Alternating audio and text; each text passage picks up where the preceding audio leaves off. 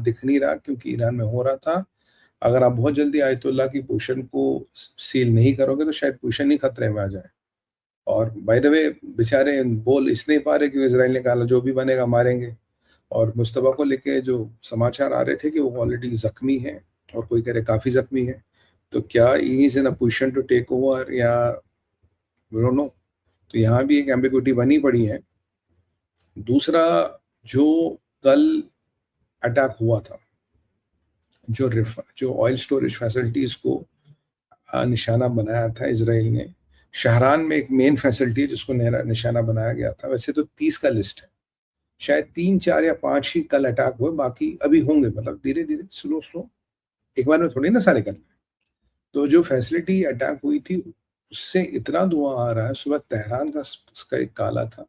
अभी वहाँ ministry of health की ब्रीफिंग आई है कि आप घर से बाहर ना निकले, जहरीला धुआं है और ये इसमें इतने टॉक्सिक फ्यूम्स है कि आदमी के साथ कुछ भी हो सकता है। यहाँ भी एक समझिए, देखिए 2 तरह की चीज होते हैं। एक तो ऑयल वेल है, फिर स्टोरेज है, फिर पंपिंग है। अगर आप वेल को अटैक करोगे धुआं वहां से भी निकलेगा, पर वेल की आग बुझ जाती है। देयर आर टेक्निक्स ना। बट अगर स्टोरेज में एक बार आग लग गई, जो बड़े बड़े टैंक्स होते हैं वो नहीं बुझती।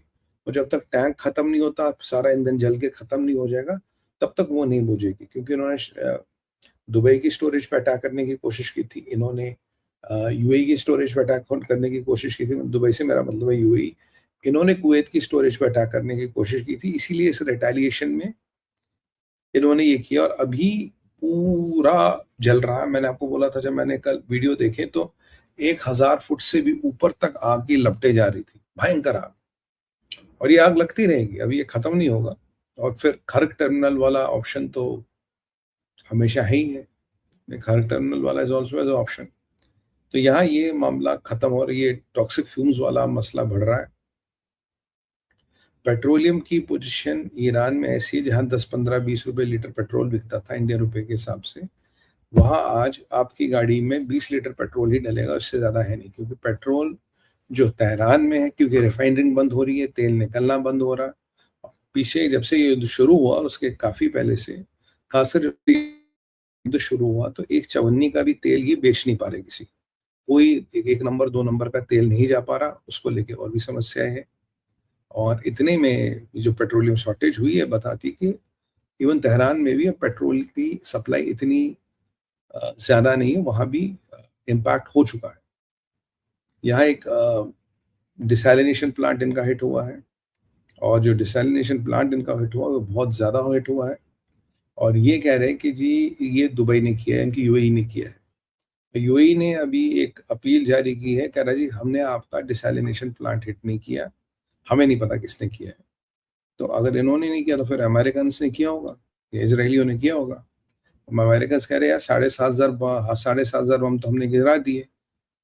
इसराइली कह रहे 7,500 बम, अमेरिकन कह रहे 6,000 बम हमने गिरा दिए। तो ये प्रकरण ऐसे ही चल रहा है बम गिराने का। दूसरा मेन अपडेट ये है कि मुश्तबा वाला मैंने आपको बता ही दिया था, पेट्रोल शॉर्टेज हो गई है। अभी अभी खबर आई थी कि यूएई शायद अटैक कर ले, पर अभी ये कंफर्म नहीं हो रहा। कहीं खबर आ रही यूएई ने अटैक कर लिया, कहीं आ रही नहीं कर लिया। It is still in a large कि यूएई ने अटैक किया या नहीं किया, ये कभी कहीं से हमें कंफर्मेशन नहीं हो रहा है। बट इतना जरूर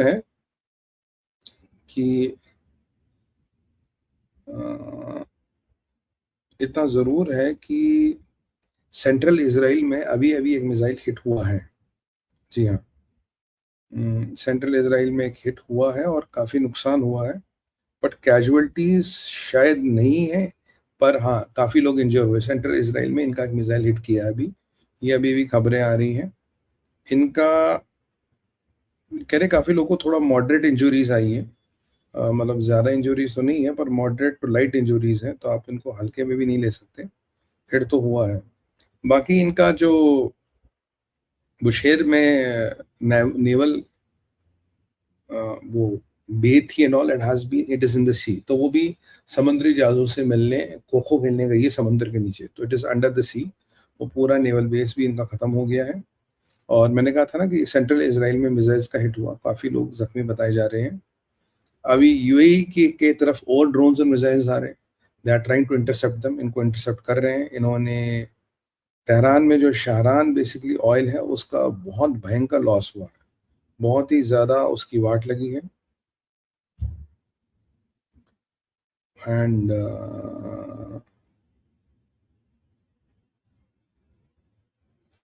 एक इम्पॉर्टेंट एस्पेक्ट ये है, देखिए पहले क्या हो रहा था, पहले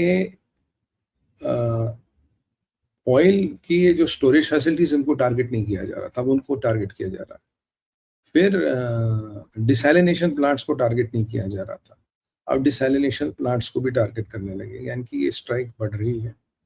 ट्रम्प को जान से मारने की धमकी दी थी अली लरजानी ने, तो ट्रम्प ने कहा यार ये लरजानी है कौन। देखो लरजानी के बारे में आप लोगों ने बड़े व्हाट्सएप किए हैं कि सुमित भाई लरजानी का क्या होगा, चलो उसकी भी एंड डेट दे देता हूँ। देखो लरजानी या तो ये अमेरिका का डबल एजेंट है, सीआईए के लिए काम करता है, या जो कह रहा है वो सच है।